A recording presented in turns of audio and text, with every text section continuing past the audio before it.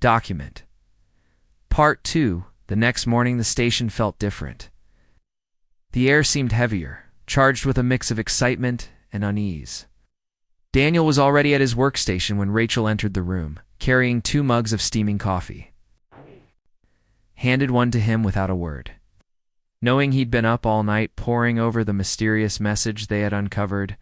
"Thanks," Daniel said, taking a sip. His eyes were bloodshot, but there was a spark in them that hadn't been there before. "I think I made some progress." Rachel raised an eyebrow. "You mean you actually slept?" "No," he admitted sheepishly. "But I did manage to clean up the signal a bit more. Listen to this." He tapped a few keys on the console, and a series of distorted tones filled the room. At first, it sounded like nothing more than static. But then, faint words began to emerge, broken and disjointed, yet unmistakably human. Final phase. Exodus. Departure imminent. The voice crackled and faded, leaving behind only silence. Rachel frowned. "That's it? That's all we've got?" "For now," Daniel said, leaning back in his chair. "It's not much, but it's something. Whoever sent this was in a hurry. You can hear it in their voice, the urgency." Took a slow sip of her coffee, thinking, "So what are you saying? This Project Exodus was some kind of evacuation plan? Like humanity just packed up and left?" "It looks that way," Daniel replied. "But why? And where did they go?" "That's the million-dollar question, isn't it?" Oricha muttered. "If they left, they must have had a damn good reason. But if they were running from something or someone, why didn't they warn us?" Daniel shrugged. "Maybe they tried. Or maybe they thought we wouldn't understand. Either way, it doesn't change the fact that we're still here, trying to piece together scraps of information, while the rest of humanity is who knows where." Rachel set her mug down on the edge of the workbench. "Okay, let's say you're right. What do we do next? Just sit around waiting for another random signal to pop up?" "No," Daniel said firmly. "We need to find out more about Project Exodus. If it was big enough to involve the entire human race, there has to be records. Somewhere. Data archives, old transmissions, anything." "And where exactly do you propose we start looking?" Rachel asked, crossing her arms. "The station isn't exactly equipped for deep space archaeology." Daniel hesitated, then turned back to the monitor. "What if we don't have to? Look far? Remember that partial map we pulled from the signal last night? It mentioned coordinates, a location." Rachel leaned over his shoulder, squinting at the screen. Sure enough, a string of numbers and symbols blinked faintly in the corner of the display. "You think that's where they went?" "I think it's worth checking out," Daniel said. "Even if it's just a dead end, it's better than sitting here speculating." Rachel sighed. "Fine, let's say we go there. How long would it take to get to these coordinates?" "Not sure yet," Daniel admitted. "I'll need to run the numbers. But assuming the engines hold up end, that's a big assumption. We could probably reach it within a few weeks." "A few weeks?" Rachel echoed, raising an eyebrow.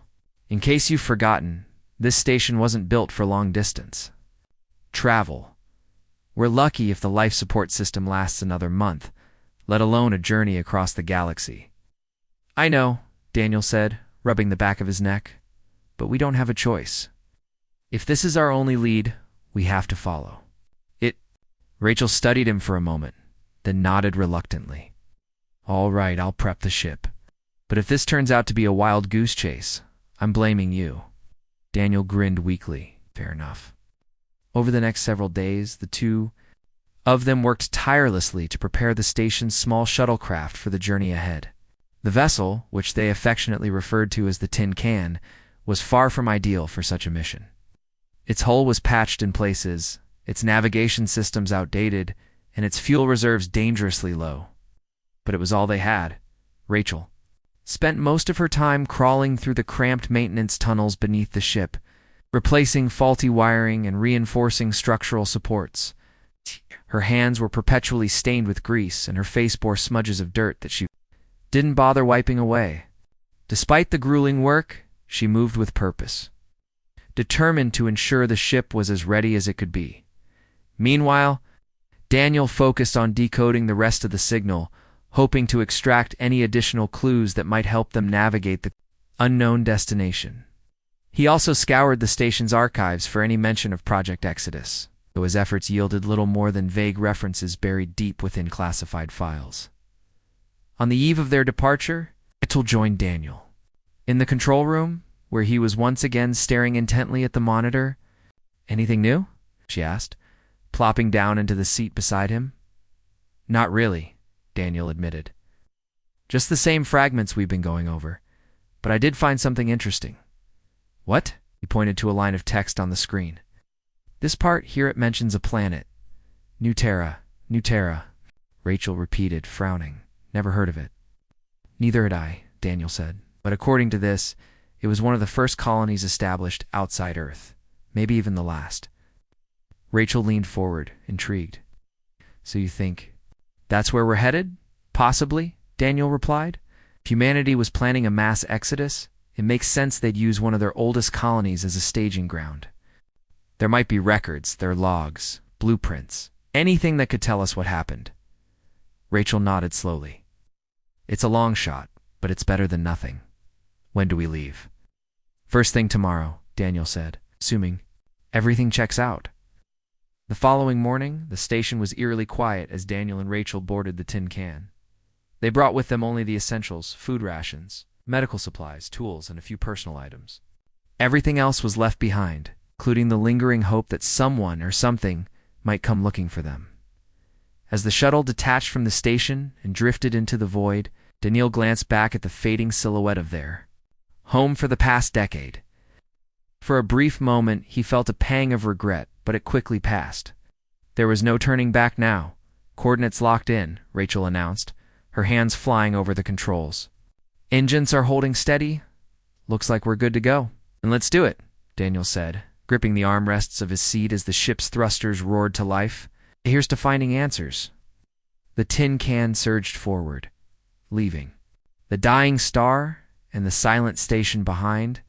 Ahead of them lay uncharted territory, a vast expanse of space, filled with uncertainty and the promise of discovery. Neither Daniel nor Rachel knew what awaited them at their destination. But one thing was certain. Whatever they found, it would change everything. For hours, the two of them sat in silence, each lost in their own thoughts, outside the viewport. Stars streaked past like pinpricks of light against an endless black canvas. The hum of the engines provided a comforting rhythm, a reminder that they were still moving, still searching. Eventually, Rachel broke the silence. "Do you ever wonder if we're wasting our time? Chasing ghosts instead of real answers?" Daniel considered the question for a moment before responding. "Maybe. But even if we don't find anything, at least we'll know we tried. Isn't that what science is all about? It's asking questions, even when the answers seem impossible to reach." Rachel smiled faintly. "You sound like a textbook." "Maybe I am," Daniel said with a shrug. "But sometimes textbooks are all we've got." As the ship continued its journey through the cosmos, the weight of their mission settled over them like a second skin. They were explorers, pioneers in a galaxy that had grown cold and silent. Whatever secrets lay hidden on New Terra, they were determined to uncover them, even if it meant confronting truths too painful to bear. And so, with hope flickering like a candle in the darkness, Daniel and Rachel pressed onward, their hearts set on unraveling the mystery of humanity's disappearance. Little did they know, the answers they sought would challenge everything they thought they knew about themselves and the universe. Document Part 3: The journey to the coordinates took longer than expected. The tin can groaned under the strain of its outdated engines, and every now and then, Rachel had to crawl into the maintenance tunnels to fix yet another issue, threatening to leave them stranded in the void. Daniel tried to help as much as he could, but his skills were better suited for deciphering signals than repairing machinery. Instead, he kept himself busy reviewing the fragmented data they had uncovered, searching for any overlooked detail. That might give them an edge when they reached their destination, when they finally arrived. The sight before them was both awe-inspiring and unsettling. New Terra hung in the distance, a pale blue orb wrapped in swirling clouds. From afar, it looked almost like Earth, a reminder of humanity's origins, but as they drew closer, the truth became painfully clear. The planet was dead. Its surface was scarred with craters, its oceans dried up, and its atmosphere thin and toxic. Whatever life had once thrived there was long gone.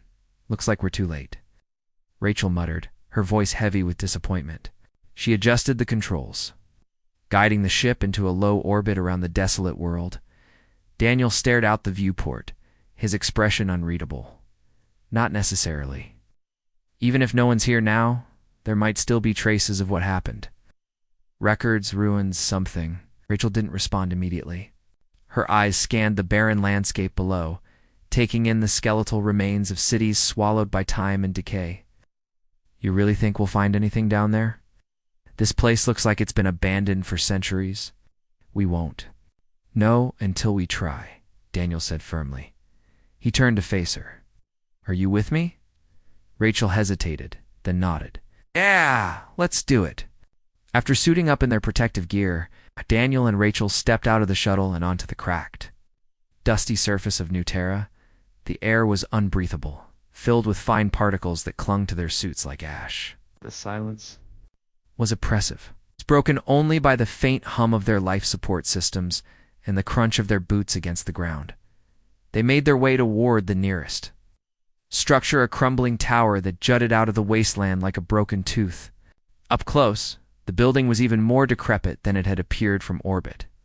Its walls were pockmarked with holes, and vines of some alien plant had taken root in the cracks, spreading across the facade like veins. This place gives me the creeps, Rachel said, her voice crackling over the comlink. She shone her flashlight into the darkness of the doorway, revealing a narrow corridor littered with debris. Stay close, Daniel replied, gripping his own flashlight tightly. And keep your eyes open. Inside, the air was thick with dust, and the floor creaked ominously beneath their weight. The walls were lined with faded murals depicting scenes of human life, families gathered around tables, children playing in fields, scientists working in labs. It was a stark contrast to the desolation outside, a haunting reminder of what had once been. As they ventured deeper into the building, they began to notice signs of hasty abandonment. Desks were overturned, papers scattered across the floor, and personal belongings left behind as though people had fled in a panic. Daniel knelt beside a desk and picked up a small photograph encased in a cracked frame. It showed a smiling family standing in front of a lush garden, a scene so vibrant it felt almost surreal compared to their current surroundings. What do you think happened here? Rachel asked, her voice quieter now. I don't know, Daniel admitted, setting the photo down gently. But whatever it was, it must have been bad enough to make them leave everything behind. They continued exploring, moving from room to room, each one telling a fragment of the story. In one chamber they found rows of computer terminals, their screens dark and lifeless. Daniel plugged a portable device into one of the machines and began sifting through the corrupted files. After several minutes of tinkering, he managed to recover a few readable documents. These are logs, he said, excitement creeping into his voice. From the final days of the colony. Rachel leaned over his shoulder, reading the text as it scrolled across the screen. The entries described growing unrest among the colonists, fueled by rumors of an impending catastrophe. Supplies were running low, communication with Earth had been severed, and morale was at an all-time low. Then, abruptly, the log stopped. That's it? Rachel asked, frowning. No explanation? No conclusion? It's incomplete, Daniel said, frustration evident in his tone. Whoever wrote these didn't get a chance to finish. But look, here this last entry mentions Project Exodus again. Rachel squinted at the screen. It says they were preparing for evacuation. That orders came directly from Earth Command. So they did leave, Daniel mused. But where did they go? Why didn't they take everyone? Could respond. A loud creak echoed through the building, followed by the sound of falling debris. Both of them froze, their flashlights darting toward the source of the noise. What was that? Rachel whispered. Probably just the building settling, Daniel said, though his grip on the flashlight tightened. Let's keep moving. We're not done here. They pressed on, eventually finding themselves in what appeared to be a central archive. Shelves upon shelves of data disks and hard drives lined the walls, many of them damaged beyond repair. Still, Daniel's eyes lit up with renewed hope. This is it, he said, pulling a disk from one of the shelves. If there's any record of Project Exodus, It'll be here. For the next hour, they worked together, collecting as many intact disks as they could carry. The process was slow and painstaking, requiring careful handling to avoid further damage. By the time they finished, their packs were bulging with potential answers. As they prepared to leave, Rachel paused, her flashlight catching something glinting in the corner of the room. She moved closer, brushing away layers of dust to reveal a metallic object embedded in the wall. It was a plaque, its surface engraved with words that sent a chill down her spine. To the future, she read aloud, "May you learn from our mistakes." Daniel joined her, his brow furrowed. "What does that mean?" "I don't know," Rachel admitted. "It doesn't sound like a happy goodbye." The return trip to the shuttle was tense, the weight of their discoveries pressing down on them.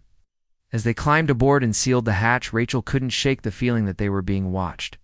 She glanced out the viewport, scanning the empty landscape for movement, but saw nothing. Once they were safely inside, Daniel wasted no time connecting the recovered disks to the ship's computer. One by one, he loaded them, sorting through fragments of data in search of anything that might shed light on humanity's fate. Hours passed in silence, broken only by the occasional beep of the system processing new information. Finally, Daniel let out a sharp breath. "I think I've got something." Rachel hurried over, peering at the screen. What she saw made her blood run cold. It was a video file, grainy and distorted, but unmistakably real. A man in a military uniform stood in front of a podium, his face grim. "Citizens of Earth and her colonies," the man began, his voice steady but tinged with urgency. "This message is being broadcast to all remaining outposts. The decision has been made to initiate Project Exodus. Humanity's survival depends on our ability to adapt and endure. Those chosen for relocation will depart within the week. 2. Those who remain, we apologize. Resources are limited, and sacrifices must be made." The screen flickered, cutting off the rest of the message. For a moment, neither of them spoke. "They left us," Rachel said finally, her voice trembling. "They just left." Daniel shook his head, his jaw clenched.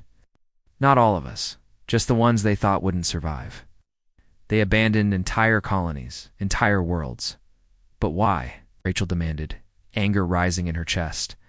"How could they do that? How could they choose who lives and who dies?"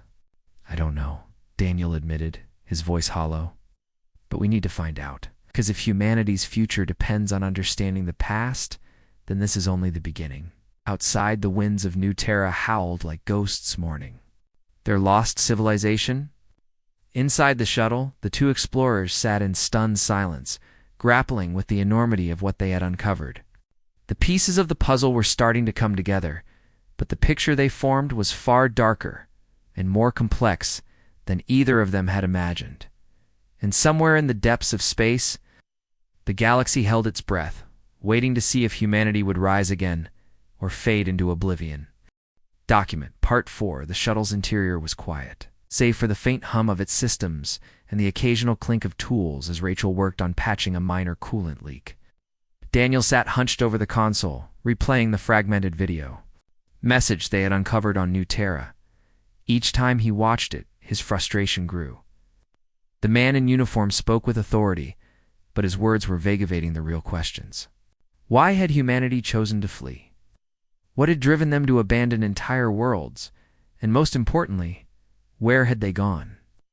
Rachel glanced over at him, her expression unreadable behind the visor of her helmet. "You've played that thing a dozen times already," she said finally. "What are you hoping to find?" "Answers," Daniel replied without looking up. "There's something here we're missing.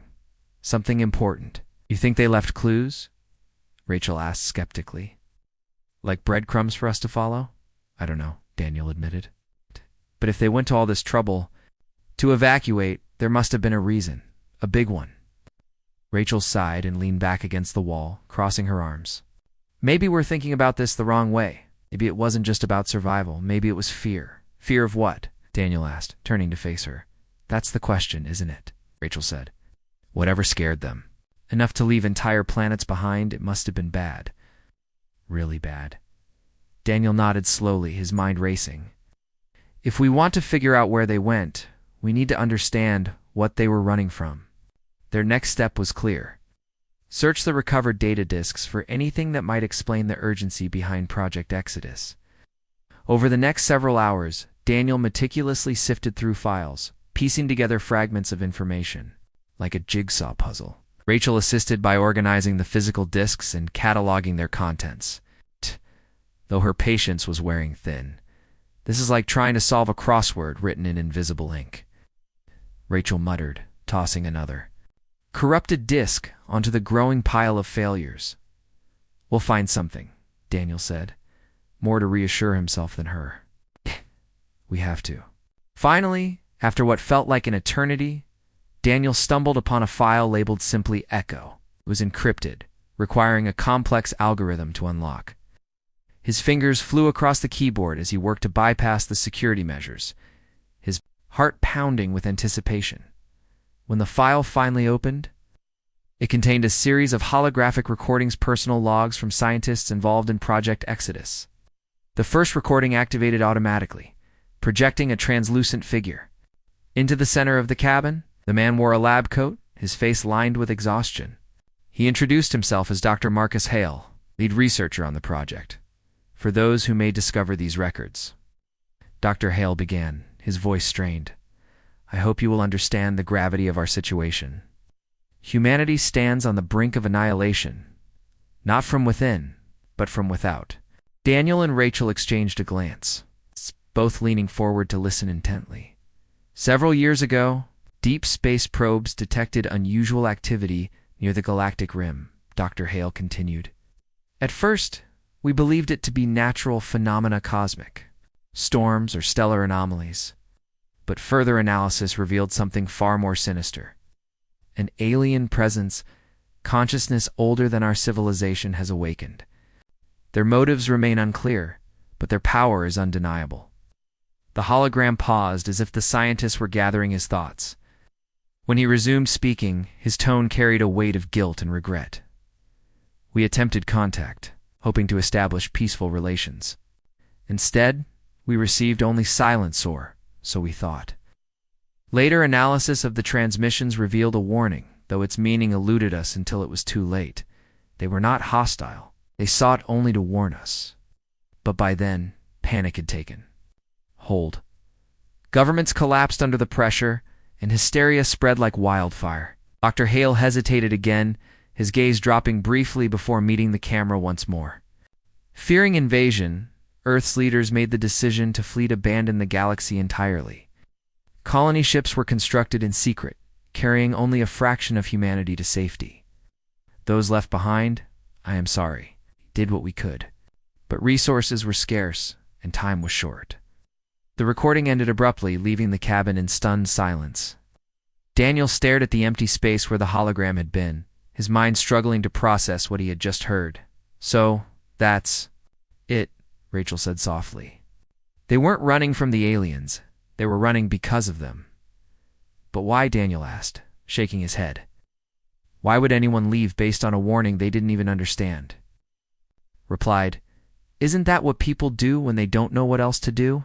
They run. Daniel nodded slowly, still processing the implications. If the aliens weren't hostile, why didn't they clarify their message? Why let humanity destroy itself out of fear? Maybe they tried, Rachel suggested. Or maybe they couldn't. Either way, it doesn't matter now. The damage is done. Determined to learn more, Daniel accessed the remaining recordings. Each one painted a clearer picture of humanity's final days, a desperate scramble for survival marred by chaos and mistrust. One log detailed frantic debates among world leaders over who should be saved and who should be left behind. Another described riots breaking out in colonies as news of the evacuation spread, sparking violence and destruction.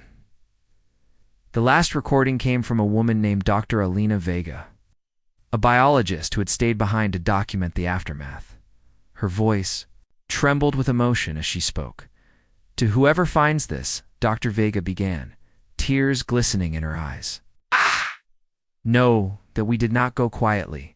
We fought to survive, to rebuild, to carry the torch of humanity even as it flickered and dimmed. But the odds were against us. Without support, without resources, we could not endure. As I record this, the air is growing thin and the skies are darkening. Soon, there will be nothing left. She paused, taking a shaky breath. If you are human, if you are part of the Exodus, remember us. Remember those who stayed behind, who gave their lives so others might live. Do not repeat our mistakes. Learn from them. The recording faded to black, leaving Daniel and Rachel sitting in silence. The weight of the past pressed down on them. A reminder of how fragile civilizations could be. As the hours passed, they began discussing their next move. The coordinates etched into the original signal led to a distant region of space beyond the galactic rim. The same area mentioned in Dr. Hale's log as the source of the alien activity. We need to go there, Daniel said firmly. If we want answers, that's where we'll find them, Rachel frowned. Are you sure that's a good idea? If humanity fled because of something out there, maybe we should stay as far away from it as possible. And what? Keep running forever? Daniel countered. We can't undo the past, but we can try to understand it. Besides, if the aliens really aren't hostile, maybe they can help us, or maybe they'll see us as a threat and wipe us out, Rachel shot back. We don't know anything about them. No, Daniel agreed. But sitting here won't change that. If we want to find humanity, if we want to make sense of all this, we have to take the risk, Rachel studied him for a moment, then nodded reluctantly. All right, let's do it. But if this turns out badly, I'm blaming you. Daniel managed a weak smile. Fair enough.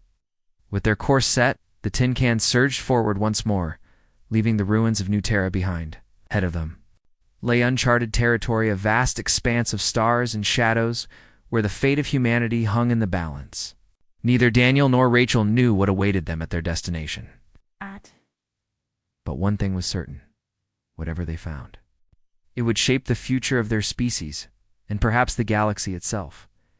As the ship drifted through the endless void, the two explorers prepared themselves for the unknown. They had come this far, uncovering secrets buried beneath layers of time and fear. It was time to face the truth, no matter how difficult it might be. Document. Part 5. The journey to the galactic rim felt longer than any other they had taken. The tin can groaned and rattled as it pushed against the limits of its outdated engines, carrying Daniel and Rachel deeper into uncharted territory. Outside the viewport, the stars grew fewer and dimmer, swallowed by the vastness of space. It was as if the galaxy itself was holding its breath, waiting to see what they would find. Inside the cramped cabin, tension hung thick in the air. Daniel spent most of his time reviewing the logs they had recovered from New Terra, searching for any overlooked details that might prepare them for what lay ahead. Rachel, meanwhile, busied herself with maintenance checks, ensuring the ship could withstand the strain of the long voyage. Despite their efforts to stay focused, the silence between them grew heavier with each passing day. Do you think we're ready for this? Rachel finally asked one evening, breaking the quiet. She sat cross-legged on the floor, tinkering with a malfunctioning sensor module. Daniel looked up from his notes, his expression thoughtful. I don't know if anyone can truly be ready for something like this, but we've come this far. Turning back now wouldn't change anything. Rachel nodded slowly, though her eyes betrayed a flicker of doubt. What if we're wrong about the aliens? What if they are hostile after all? We won't know until we get there, Daniel replied. But even if they are, running away won't solve anything. Humanity's already done enough of that. Rachel sighed, setting the sensor module aside. Sometimes I wonder why we keep doing this. Why do we keep chasing answers when the truth might only make things worse? Because ignorance is worse, Daniel said firmly. If humanity's future depends on understanding the past, then we owe it to ourselves and to everyone who came before us to find out what really happened. Rachel didn't respond immediately. Instead, she stared out the viewport, watching the endless expanse of stars stretch on forever.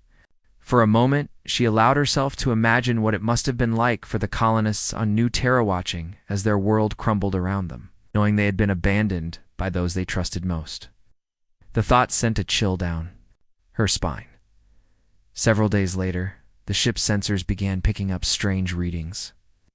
At first, they were faint, barely noticeable blips on the monitor, but as they drew closer to their destination, the signals grew stronger and more frequent. Daniel frowned as he studied the data, his brow furrowing with concern. "What is it?" Rachel asked, noticing his unease. "I'm not sure," Daniel admitted. "It's not natural. These patterns, they're too regular, almost like someone or something is out there," Rachel finished for him. "Exactly," Daniel said, nodding. "And whatever it is, it's getting closer." Rachel tightened her grip on the edge of the console. "We try to contact them?" "For now, let's just observe," Daniel suggested. "We don't want to provoke anything until we know what we're dealing with." As the hours passed, the strange signals intensified, filling the cabin with an eerie hum that seemed to resonate through the very walls of the ship. The lights flickered intermittently, and the temperature dropped noticeably. Despite the life support systems working at full capacity, both Daniel and Rachel felt a creeping sense of unease that settled deep in their bones. Then, without warning, the ship's systems began to malfunction. Alarms blared as the navigation console went dark, leaving them adrift in the void. Rachel scrambled to fix the issue, her hands moving quickly over the controls. But nothing seemed to work. "It's like something's interfering with our electronics," she muttered, frustration evident in her voice. Before Daniel could respond, a shadow passed across the viewport, moved silently, impossibly large, blocking out the light of the distant stars. Rachel froze, her breath catching in her throat as she stared at the shape outside, a massive, shifting form that defied logic or reason. "What is that?" she whispered, her voice barely audible. "I don't know," Daniel replied, his own voice trembling, "but I think it's trying to communicate." The shadow lingered for a moment longer before disappearing into the darkness, leaving behind only silence. Slowly, the ship's systems began to stabilize, the alarms fading into the background. As the lights flickered back on, Rachel slumped into her seat, her hands shaking as she tried to process what they had just witnessed. "Okay," she said after a pause. That was officially creepy. Daniel nodded, his mind racing. "Whatever it is, it's intelligent, and it knows we're here." Despite the unsettling encounter, they pressed onward, determined to reach the source of the signals. Turned into days, and eventually the sensors picked up a faint energy signature emanating from a nearby asteroid field. Guided by instinct or perhaps desperation, they steered the ship toward the anomaly. Weaving carefully through the jagged rocks, when they emerged on the other side, they found themselves staring at a sight unlike anything they had ever seen. Suspended in the void was a colossal, crystalline spire that shimmered with an otherworldly glow. Its surface pulsed with light, casting intricate patterns across the surrounding space. "This isn't possible," Rachel murmured, her voice filled with awe. "How could something like this exist out here?" "It's alien," Daniel said simply, "beyond anything we've ever encountered." As they approached the spire, the ship's sensors detected movement within its depths. Strange shapes darted, back and forth, their forms fluid and indistinct. Then suddenly, a beam of light shot out from the structure, enveloping the tin can in a warm, golden glow. For a moment, everything went still. The hum of the engines faded, replaced by the melodic tone that resonated through the cabin. Daniel and Rachel exchanged a glance, unsure of what to expect next, and then it spoke. Not with words, but with thoughts, images, and emotions flooding their minds in a torrent of information. They saw glimpses of ancient civilizations rising and falling, planets forming and dying, entire galaxies spinning through eternity. They felt the weight of eons pressing down on them. The collective knowledge of a being older than time itself. "We mean no harm," a voice echoed in their minds. Calm and steady. "You have sought answers. We shall provide them." Daniel struggled to form a coherent thought amidst the overwhelming influx of data. Who are you?" "We are the Keepers," the voice replied. "Guardians of the cosmos, watchers of the infinite. Long ago, we warned your kind of impending danger. Yet fear clouded your judgment, and you fled before understanding could take root."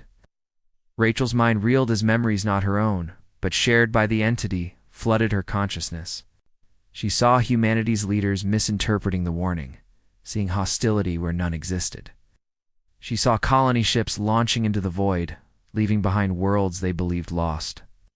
She saw the aftermath, the chaos, the despair, the slow decay of civilizations left to fend for themselves.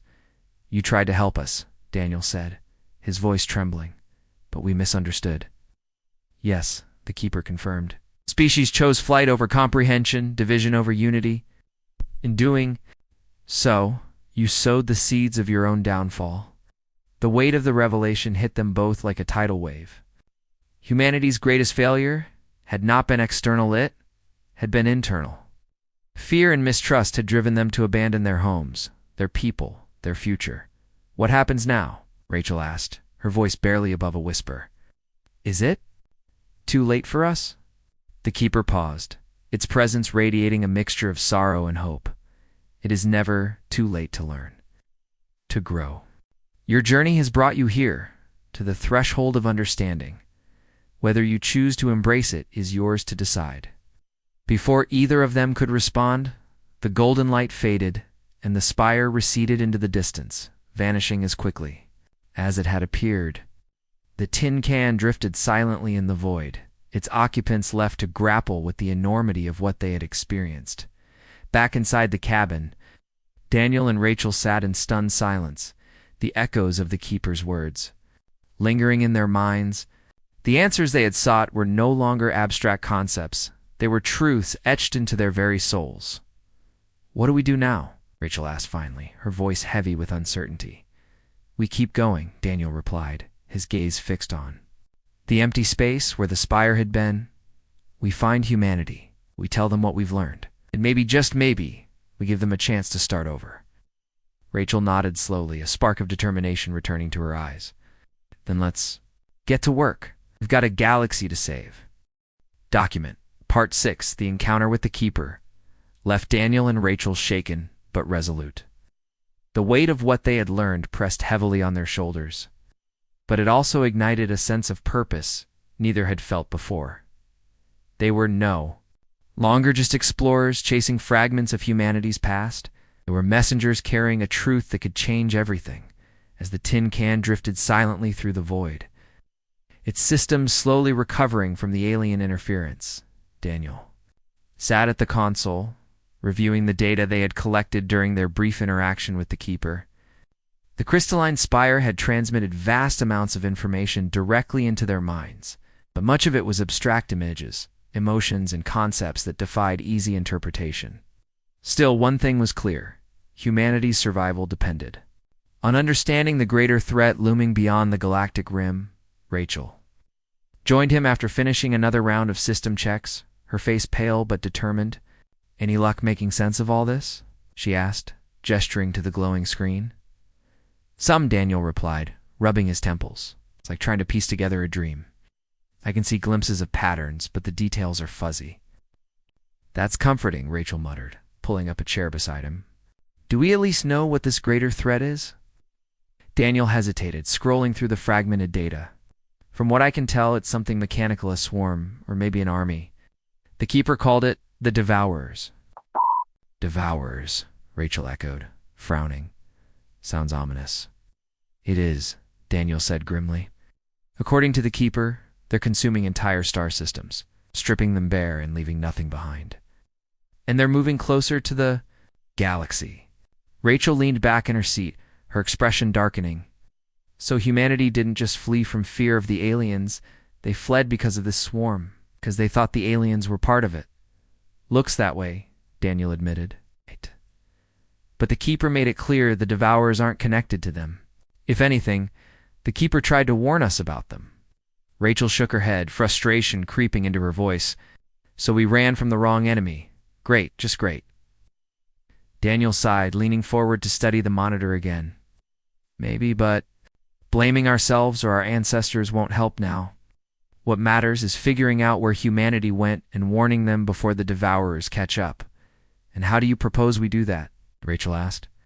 "We don't even know if anyone's still alive out there." "We start by following the trail," Daniel said firmly.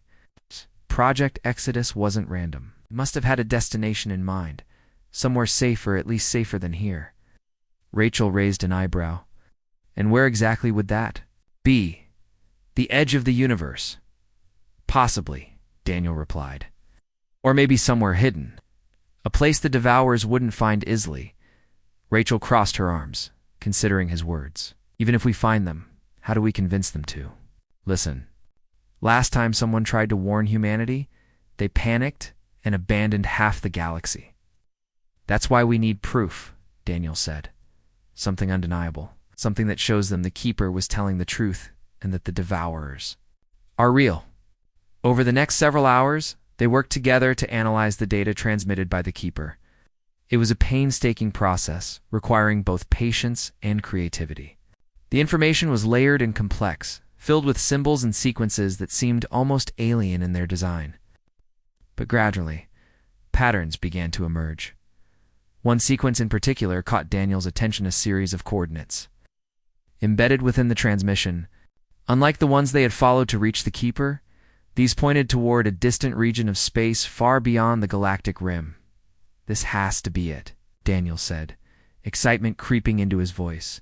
This could be where humanity went. Rachel studied the numbers on the screen, her brow furrowing. That's deep space. We're talking years of travel, assuming the ship holds up that long.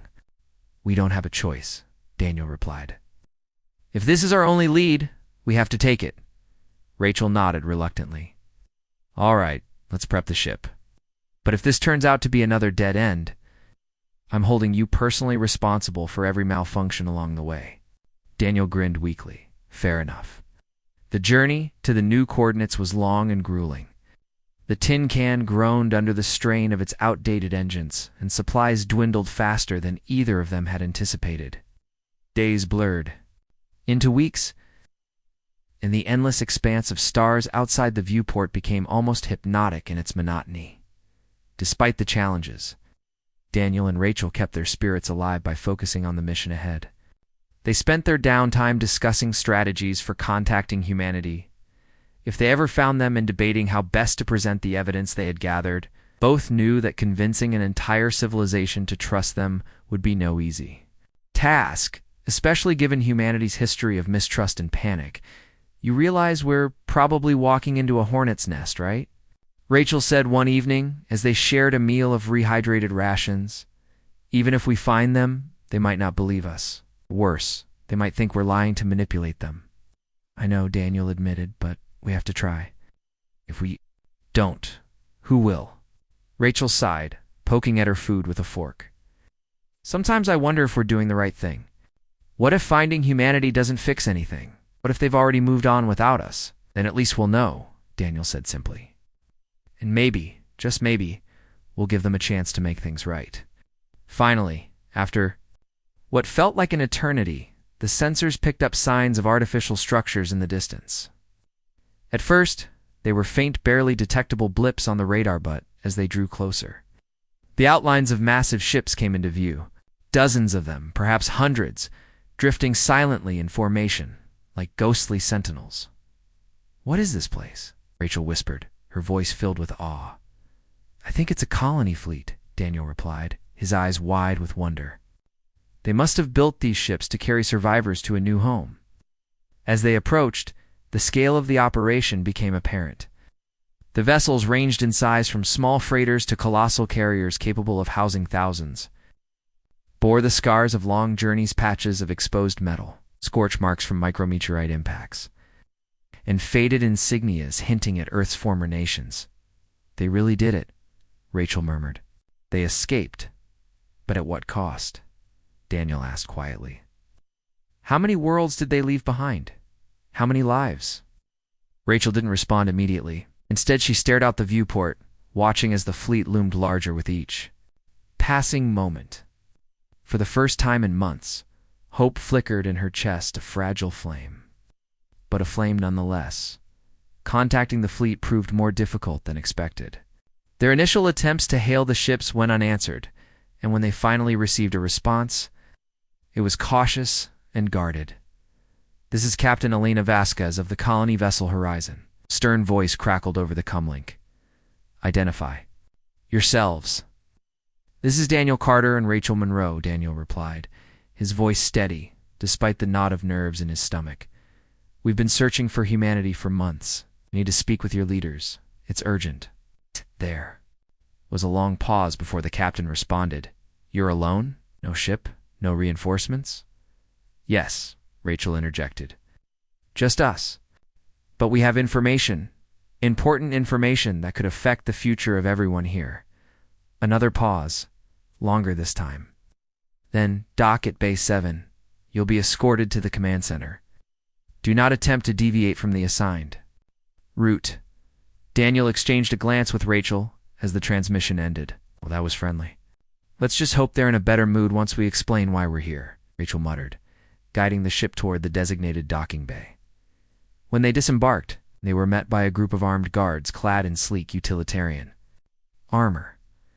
Their expressions were unreadable, their weapons trained cautiously on the newcomers. Without a word, they motioned for Daniel and Rachel to follow them, deeper into the ship. The interior of the horizon was a stark contrast to the desolation of New Terra. Vibrant lights illuminated clean corridors bustling with activity. People moved purposefully, their faces etched with determination rather than despair. It was clear that this fleet represented humanity's last stand-a, fragile beacon of hope in an otherwise darkened galaxy. As they were led to the command center, Daniel couldn't shake the feeling that they were being watched, not just by the guards, but by everyone around them. Whispers followed in their wake. Curious eyes lingered on their weathered suits and battered equipment. Finally, he reached a large chamber dominated by a circular table, displaying a holographic map of the surrounding space. Seated around the table were several individuals, their uniforms indicating high rank. At the head of the table stood Captain Vasquez, her sharp gaze fixed intently on the newcomers. So, she began, her tone measured but firm. You claim to have information vital to our survival? Prove it. Daniel took a deep breath, stepping forward. We've encountered an entity known as the Keeper. It warned us of a threat, a mechanical swarm called the Devourers that's heading this way. Humanity's exodus wasn't just about fear or misunderstanding. It was about survival. But now, we need to act if we want to survive. For a moment, the room was silent. Then one of the officers leaned forward, skepticism etched into his features. Why should we believe you? Drive from her pack. Everything the Keeper showed us, it's all here. Document Part 7. The command center buzzed with activity as the leaders of the colony fleet processed the information Daniel and Rachel had brought. Holographic projections of the Devourers flickered across the room, showing their relentless advance through star systems, consuming everything in their path. The images were chilling entire planets reduced to barren husks, solar systems stripped of resources and life.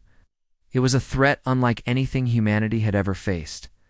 Captain Vasquez stood at the head of the table, her hands clasped tightly. Behind her back, her sharp eyes scanned the faces of her officers, gauging their reactions. Some looked shocked, others skeptical, but most wore expressions of grim determination. They had survived so much already: wars, famine, the collapse of Earth. But this was different. This wasn't just another challenge. It was an existential crisis.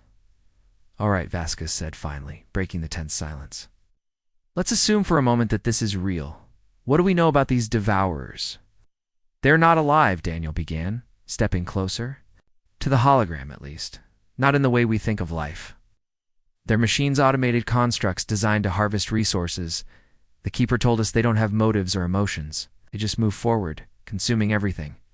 And how far away are they? One of the officers asked, his voice tight with concern.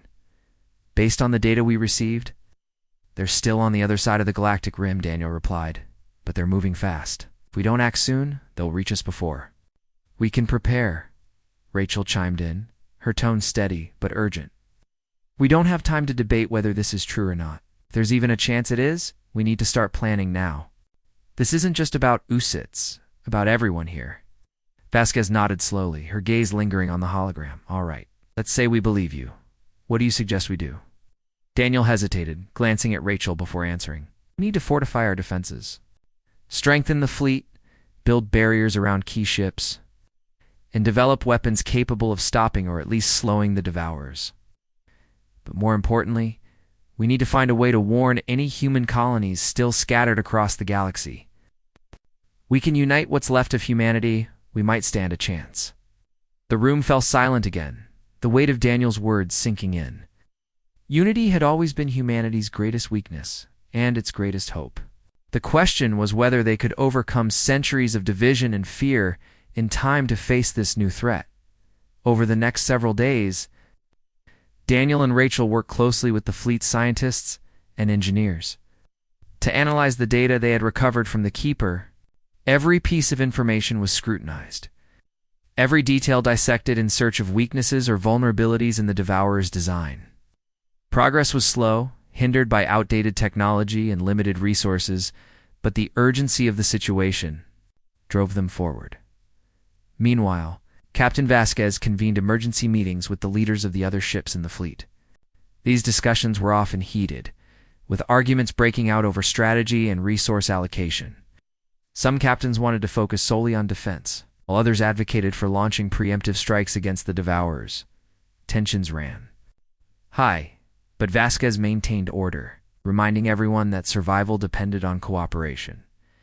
"You can fight among yourselves later," she snapped during one particularly contentious meeting. "Right now, we need to work together if we want to live through this."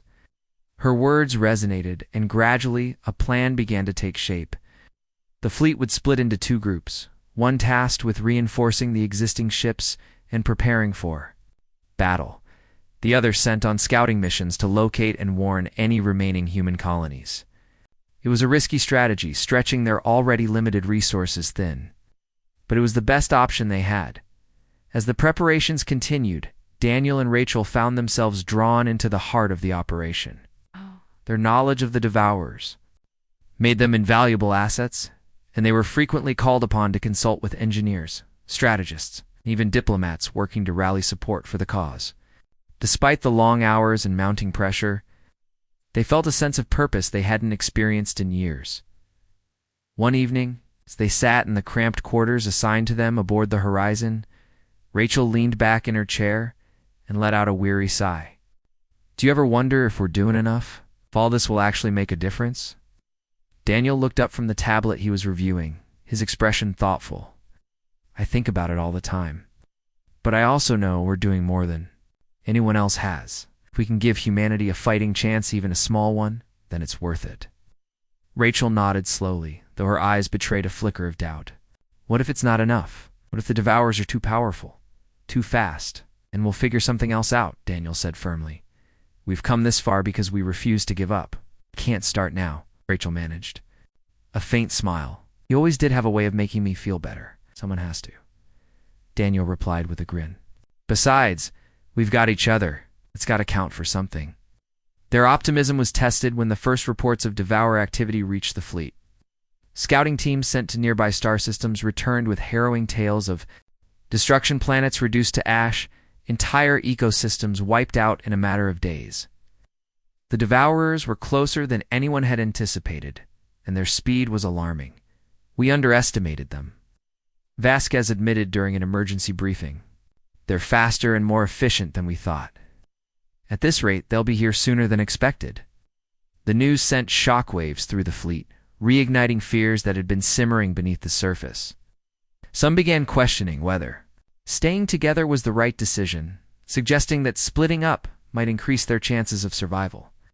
Others argued that scattering would only make them easier targets. "It's chaos," Rachel muttered as she and Daniel left the meeting. "People are panicking, and no one knows what to do." "That's why we need to stay calm," Daniel said. "If we lose our heads, we lose everything." Despite the growing tension, progress was made. Engineers developed prototype weapons, designed to disrupt the Devourer's systems. While scientists worked on creating shielding capable of withstanding their attacks, scouts continued to explore nearby systems, searching for safe havens where the fleet could regroup and prepare for the inevitable confrontation. Amid the chaos, Daniel and Rachel found solace in small moments: a shared meal, quiet conversation, a brief laugh over some absurdity of their situation. These moments reminded them of why they had embarked on this journey in the first place.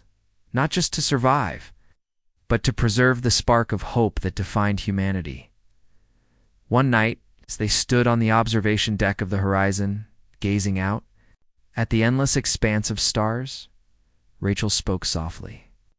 "Do you think we'll make it? Really make it?" Daniel didn't answer immediately. He stared at the stars, his mind racing with possibilities. Finally, he turned to her and smiled. "I don't know. But I do know one thing. As long as we keep fighting, as long as we refuse to give up, there's always a chance." Rachel nodded, her eyes reflecting the distant light of a billion suns. "Then let's keep fighting." And so, with renewed resolve, they returned to their work, determined to give humanity the best chance they could. The road ahead was uncertain, fraught with danger and despair. But they faced it together, two small figures in a vast universe. Carrying the weight of a species on their shoulders, the devourers were coming, and time was running out. But for the first time in months, Daniel and Rachel allowed themselves to believe that humanity might just have a future after all.